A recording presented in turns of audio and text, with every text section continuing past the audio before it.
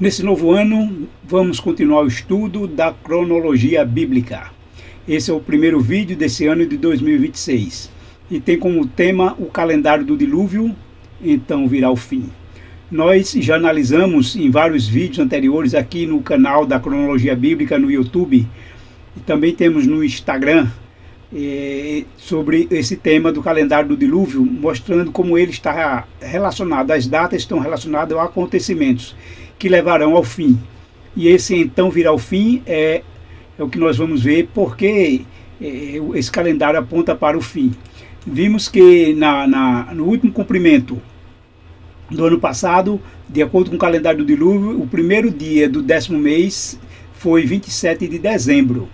E no vídeo que gravamos no início de dezembro, dia 1º, está aí no canal da cronologia, falamos sobre justamente dezembro, o que aconteceria em dezembro, e com base nessa data do calendário do dilúvio, que seria dia 27, falamos também do Concílio de Trento entre 23 e 27. Então, dentro do contexto do calendário do dilúvio, a data então foi 27 de dezembro de 2025, relacionada ao primeiro dia do 10º mês.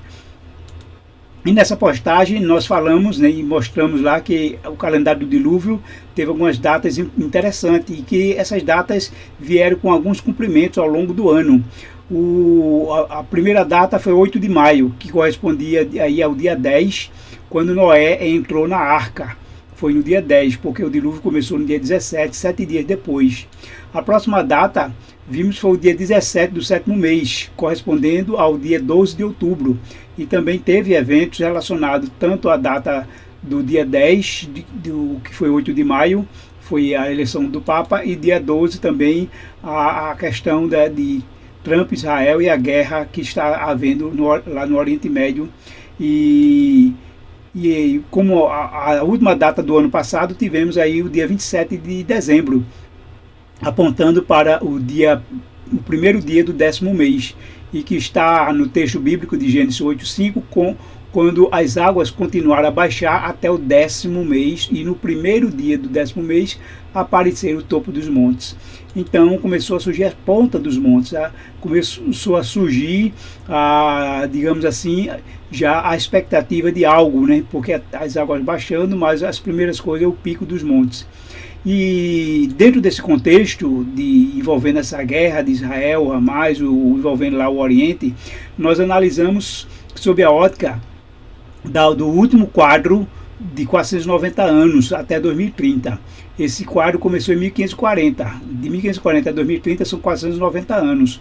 Isso faz com que, sob uma análise, sobre uma comparação ou até mesmo uma tipologia da profecia de 490 anos, leve-nos a entender o que ocorreu em 1540, que pode ter sido o marco inicial para esse cumprimento dos últimos dias. Então, o que houve foi no dia 27 de setembro de 1540. Esse dia, 27 de setembro, se relaciona ao calendário juliano, mas quando passamos para o calendário gregoriano, corresponde a 7 de outubro, que foi a criação da Companhia de Jesus.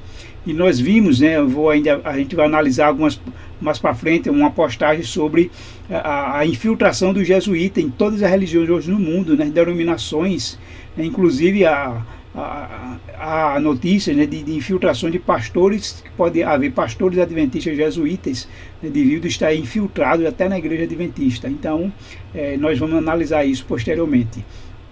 De maneira que estamos vendo como os jesuítas vão estar relacionados também aos cumprimentos dos últimos dias e à pregação do Evangelho, uma vez que eles foram criados para impedir a propagação da fé cristã, do protestantismo, da reforma protestante, ou seja, a propagação do Evangelho. E então, 483 anos depois, exatamente no dia 7 de outubro de 2023, explodiu a guerra Israel-Hamas.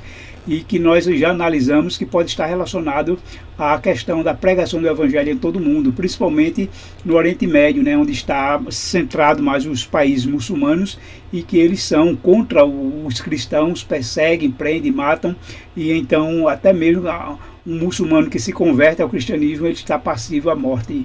Então vejo que existe aí um bloqueio ao Evangelho, embora nós sabemos que o Evangelho ele se propaga muito mais ainda na perseguição e nos momentos difíceis. Então vamos analisar agora o que ocorreu no dia 27 de dezembro, relacionado ao calendário do dilúvio aí do primeiro dia do 10º mês. Nesse dia, né, nós podemos analisar que poderia ocorrer outras coisas, mas o que ocorreu foi um protesto no Irã. E esse protesto no Irã ainda está em andamento, né? Estamos aí no 6º dia de protestos. E começou lá de uma maneira, com os comerciantes fechando as portas em protesto à queda, à desvalorização da moeda local. E aí depois foi acompanhado por estudantes e a multidão está começando a ganhar corpo e aumentar dia a dia esse protesto. Bom, devido à questão de fuso horário, esse protesto no Brasil foi dia 27, né? Existe uma diferença de fuso horário do Brasil para o Irã de 6 horas e meia, não só no Brasil, né? Mas aqui em todas as Américas. E então, por questão de fuso horário, então esse protesto aqui em relação ao Brasil foi dia 27. Então podemos entender que foi entre dia 27 e 28 ocorreu esse protesto no Irã. Explodiu, né? Começou, eclodiu lá e cada dia mais aumentando. E o que tem a ver esse protesto no Irã? Nós já vimos que o Israel se envolveu com a guerra no Irã, né? Os Estados Unidos mandou acabar a guerra, né? Deu o ultimato, ajudou Israel lá na questão nuclear, mas mandou encerrar a guerra de 12 dias. Em 12 dias, então veja como Trump estava envolvido, né? E agora também nesse novo protesto, Trump já deu um alerta ao Irã sobre a questão se começar a haver muita repressão a ponto de matar os manifestantes. E ele disse que os Estados Unidos está pronto para agir se o Irã então agir com mortes em protesto. Se a repressão for muito severa a ponto de causar a morte dos protestantes, dos que estão protestando, né? E aí ele já deu recado, né, de que em várias reportagens aqui, tanto no The Jerusalem Post, como no CNN e também no The Wall Street Journal, né? Então veja a reportagem, além de outros jornais como The Guardian, também no G1 local nosso, também está essas mesmas notícias de que o Irã os Estados Unidos está pronto para intervir nos protestos do Irã. Então veja a configuração geopolítica como está envolvendo aí. Tanto Israel está em alerta máximo devido a esse protesto, porque o Irã pode querer sempre fica ameaçando, dizendo que é coisa do inimigo e atacar Israel, achando que tem alguma conspiração com isso. Então Israel está em alerta máximo. Então todo esse contexto envolvendo o Oriente Médio, essa guerra Israel, Hamas e os Estados Unidos, né, isso a gente vê sob uma luz profética, uma luz bíblica de Apocalipse 13, Apocalipse 17, que está dentro desse contexto, porque o Apocalipse 13 nos deixa claramente que os Estados Unidos tem, né, e dominará o mundo. E vemos na figura do presidente atual, Donald Trump, a sua influência no mundo cresceu muito, está sendo até de uma maneira incontestável, né? Países antes fortes que poderiam contestar, como Rússia, até China, Japão, Coreia, mas estão se submetendo, inclusive os próprios países do Oriente Médio, né? Os países do petróleo estão fazendo aliança e aumentando as alianças com os Estados Unidos. Diante disso, nós vamos explorar agora sobre essa questão envolvendo o Irã e como isso envolve o mundo muçulmano e no contexto também da pregação do Evangelho. No contexto bíblico, como o Islã pode se enfraquecer, porque o Islã é justamente o que age contra o Evangelho. Então, através de uma crise de legitimidade moral, o autoritarismo e a violência que eles empregam, a repressão, faz com que haja uma crise de legitimidade, porque como um país teocrático, né, que governa em nome de Deus, está agindo com uma violência tremenda, uma repressão absurda. Isso vai levar justamente ao descrédito e causando a ilegitimidade de quem está no poder. Também há um grande aumento de sonhos e visões, e pessoas tendo encontro com Cristo através de sonhos e visões. Isso também é profético, porque Deus diz que derramaria o seu espírito e os jovens sonhariam, né?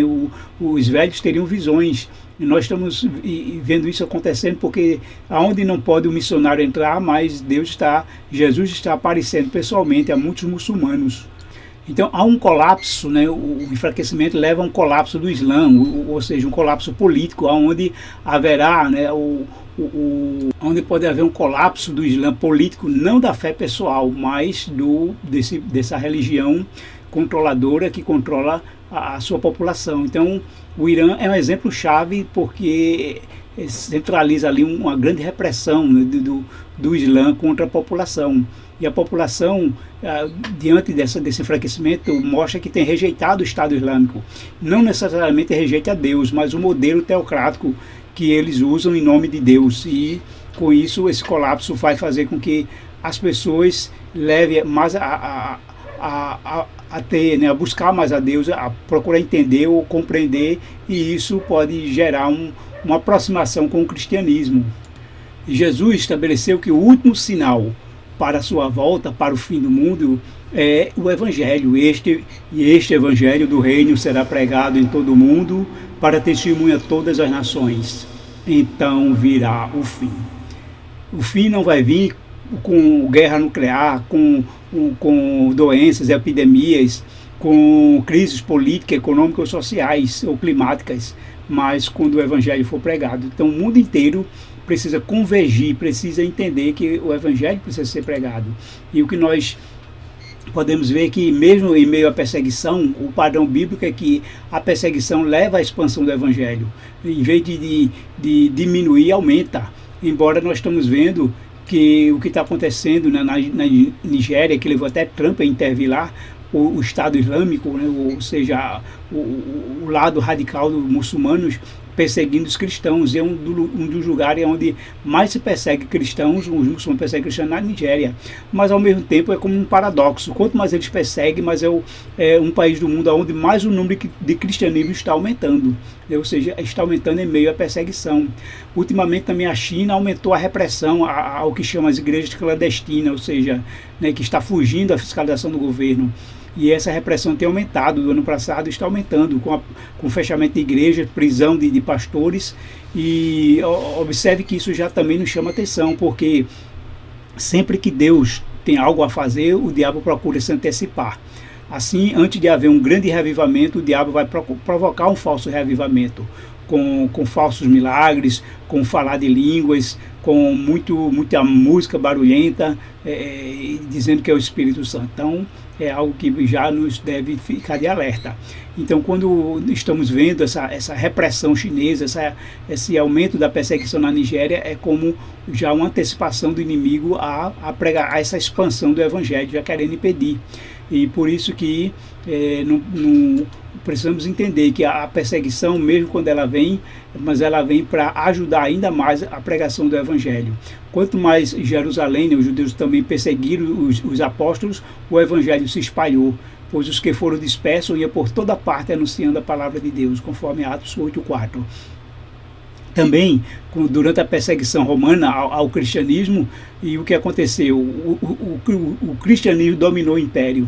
Então, a ponto de levar Constantino a adotar, né, aceitar o cristianismo e não persegui-lo, porque quanto mais perseguia, mais ele crescia e estava expandindo e já dominando todo o império. Então, a perseguição nunca destruiu o Evangelho, apenas mudou seus caminhos. E esperamos que nesses últimos dias, então, o Evangelho ele terá acesso a todas as pessoas. O que vemos também nesses países repressores é o controle ideológico, embora vemos hoje que os meios de internet estão facilitando muito a pregação do Evangelho. Vale lembrar que na época da Reforma Protestante, a invenção da imprensa foi tão importante para a propagação da Bíblia nessa época, quanto a internet é hoje para a pregação do Evangelho. Então, use suas redes sociais. Se você quer que o fim venha logo, se você quer que Jesus volte, use suas redes sociais para propagar essa mensagem, a mensagem da Palavra de Deus, a mensagem da Bíblia, a mensagem do Evangelho, para que então assim venha o fim, né? O Evangelho seja pregado em todo mundo, então venha o fim. E a internet, lugares, né, que o Evangelho não pode pregar, mas a maioria hoje da população mundial tem acesso à internet através de um celular. E tem, mesmo com a repressão, mesmo com a fiscalização do governo, com os bloqueios, ainda eles podem ter acesso à palavra de Deus, porque Deus assim age, né, para que onde não pode haver missionário, não entram os pastores, nem igreja, mas todos vão ter esse acesso à palavra de Deus através da internet, seja também por IA. A IA também está aí para ajudar nessa pregação. Deus usará pessoas e essa mensagem, mesmo que seja aqui gravada no Brasil, produzida aqui, mas Deus permitirá que seja espalhada, levada para lugares distantes. E assim como tem várias mensagens, né, vários cultos ao vivo gravados, várias pregações gravados, e Deus permitirá que pessoas que precisam vão ter esse acesso. Então, tudo isso está relacionado, como nós estamos analisando, a esse calendário do dilúvio, que está se cumprindo de acordo com essas datas. E assim podemos ver que essa guerra que envolve ali o Oriente Médio ainda não acabou. Esse protesto no Irã pode estar relacionado também, ou pode ser ampliado, e vemos o envolvimento aí dos Estados Unidos também nesse contexto. Por isso indica, né, se tudo realmente se estender e culminar com algo maior.